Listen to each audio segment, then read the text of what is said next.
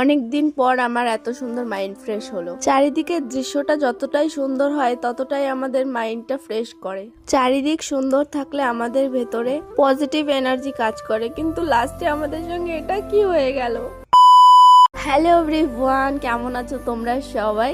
যখন দেখবে তোমার কিছুই ভালো লাগছে না, খেতেও ভালো লাগছে না, ঘুমোতেও ভালো লাগছে না, কথা বলতেও ইচ্ছা করছে না, একদম ডিপ্রেশনে চলে গেছো, তার একটাই ওষুধ, সেটা হচ্ছে কোনো একটা খোলামেলা পরিবেশে চলে যাও, যেখানে গেলে তোমার মন ভালো হয়ে যাবে। আর এটা একদম সত্যি কথা, ঘরের মধ্যে থাকতে থাকতে না মানুষ একদম ডিপ্রেশনে চলে যায়। এর জন্য বাড়ি থেকে বেরোনো অবশ্যই জরুরি। আর তোমাদের জন্য আমি নিয়ে এসেছি অত্যন্ত একটা সুখবর। সেটা হচ্ছে আমাদের এখানে না নতুন একটা ক্যাফের মতন ওপেন হয়েছে, যেটার নাম হচ্ছে মাইন্ড ফ্রেশ। জায়গাটার সঙ্গে নামটা একদম মিলে গেছে, আর এখানে আসলে সত্যি তোমার মাইন্ড ফ্রেশ হতে বাধ্য।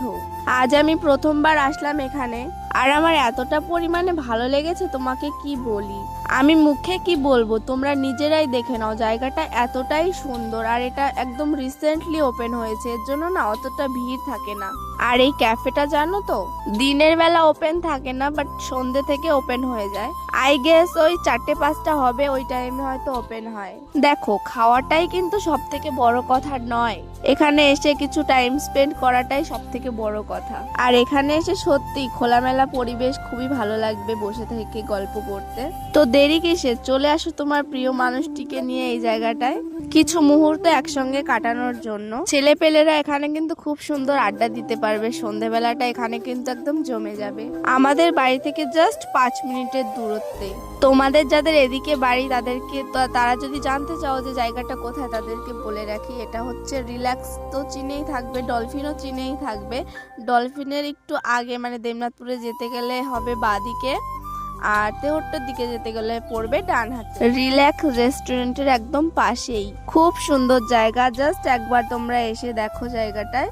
আর এখানে কিছুক্ষণ থাকার পরে আমরা চলে গেছিলাম ডলফিন রেস্টুরেন্টে কিছু খাবার দাবার খাওয়ার জন্য।